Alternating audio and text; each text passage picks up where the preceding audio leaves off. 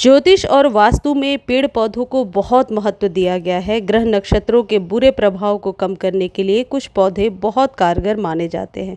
इनमें से एक है शमी का पौधा। ये शनि देव और शिव भगवान को प्रिय है, इसलिए इसे दैवीय पौधा भी कहा जाता है और इन पौधों को लगाने के अनगिनत फायदे होते हैं। शमी के पौधे को आप अपने घर में आसानी से लगा सकते हैं। इसकी देखरेख कैसे करनी है, इसकी ग्रोथ और फर्टिलाइज़र के बारे में दूसरे चैनल पर डिटेल वीडियो है, लिंक डिस्क्रिप्शन में दे दूंगी, आप देख सकते हैं। शमी का पौधा लगाने से घर में बरकत आती है, कभी भी पैसों की कमी नहीं रहती। इस पौधे को लगाने से घर का वास्तु दोष भी दूर हो जाता है। इसके प्रभाव से घर की सारी बाधाएं दूर होती हैं। रोज़ शमी की पूजा करने से विवाह संबंधी दिक्कतें भी दूर होती हैं। ये जो भी जानकारी मैं आपको दे रही हूँ, ये मैंने भी पढ़कर ही हासिल किया है। कहीं से मानना नहीं मानना हमारी अपनी मर्जी हो सकती है। शमी का पौधा शनि देव को प्रिय है। जिन जातकों को साढ़े साती और शनि की ढैया चल रही है, उन्हें शमी का पौधा अपने घर में ज़रूर लगाना चाहिए। इससे इसका प्रभाव कम होता है। शमी का पौधा भोलेनाथ को भी पसंद है। इसे लगाने से घर में सुख समृद्धि आती है और दुख दूर होते हैं। ये पौधा शनिवार के दिन घर में लगाना बहुत शुभ माना जाता है। इसके अलावा दशहरे के दिन शमी के पौधे को घर में लगाने से तरक्की मिलती है।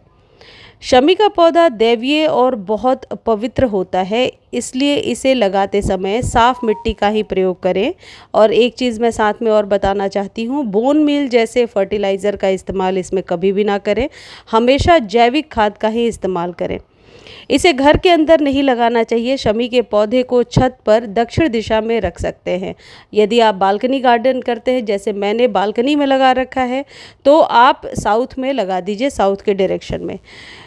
धूप मिले इस बात का विशेष ध्यान रखें। और यदि धूप नहीं आती है तो ऐसे सिचुएशन में पौधा मरे ना, आप पूर्व दिशा में भी लगा सकते हैं, यानी ईस्ट के कॉर्नर पर।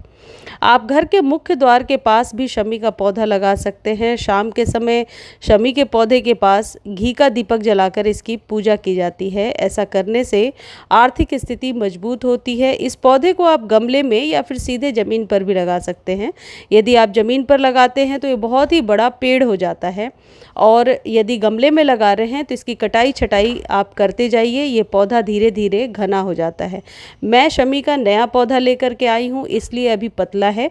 इसे जब ट्रिम करेंगे ये घना हो जाएगा, और तुलसी जी की तरह ही जितना घना होता है, आपके घर में बहुत ही संपन्नता को दर्शाता है। 45 दिनों तक रोजाना शाम को शमी के पौधे के पास घी का दीपक जलाएं। यह उपाय विवाह में आ रही सारी बाधाओं को दूर करता है। शमी का पौधा ऐसा होता है जो हर नर्सरी पर आपको मिल जाएगा 20 से 25 रुपए में। यदि कोई ऐसा पौधा ढूंढ रहे हैं आप जो घर के मेन द्वार पर आप लगा सकते हैं, तो ऐसी मान्यता है कि शमी का पौधा बहुत ही महत्वपूर्ण पौधा होता है, जिसे घर के मुख्य द्वार पर आप लगा सकते हैं। अक्सर हम अपने घर में सुख समृद्धि वैभव और बहुत ही संपन्नता लाने के लिए कई सारे उपाय करते हैं। उन्हीं उपायों में से ये भी एक उपाय है, और वास्तु शास्त्र के अनुसार भी मुख्य द्वार पर लगाने से न केवल महादेव प्रसन्न होते हैं, बल्कि शनिदेव की कृपा भी बरसती है। यदि मुख्य द्वार पर आप नहीं लगा पा रहे हैं शमी का पौधा, तो आप अपने टेरेस पर या बालकनी गार्डन में बहुत आसानी से लगा सकते हैं। अब ज़रूरी बात यह है कि कहाँ नहीं लगाना चाहिए इस पौधे को।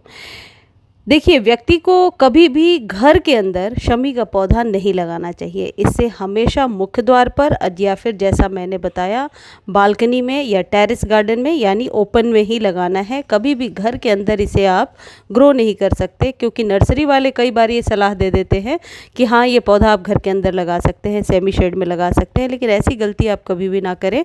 इस पौधे को कभी भी आप घर में ना लगाएं। एक बहुत ही महत्वपूर्ण बात यह है कि यदि घर के बाहर आप लगा रहे हैं मुख्य द्वार पर, तो किस दिशा में लगाना है। देखिए, जब भी आप मुख्य द्वार पर शमी का पौधा लगाएं तो इस तरह से लगाएं कि जब भी आप बाहर जा रहे हैं, यानी घर से बाहर जाते वक्त, यह पौधा आपके दाहिनी ओर हो, यानी कि राइट हैंड साइड में पड़े। ऐसा करना बेहद शुभ होता है। मेरे ख्याल से आप समझ चुके होंगे, क्योंकि कई बार मैंने देखा है कमेंट सेक्शन में सिर्फ दिशाओं को लेकर, डायरेक्शंस को लेकर प्रॉब्लम रहती है। देखिए, जब घर से बाहर निकल रहे हैं तो वो पौधा आपके दाहिने हाथ को, यानी सीधे हाथ पर पड़ना चाहिए। मुझे उम्मीद है जानकारी अच्छी लगी होगी। धन्यवाद।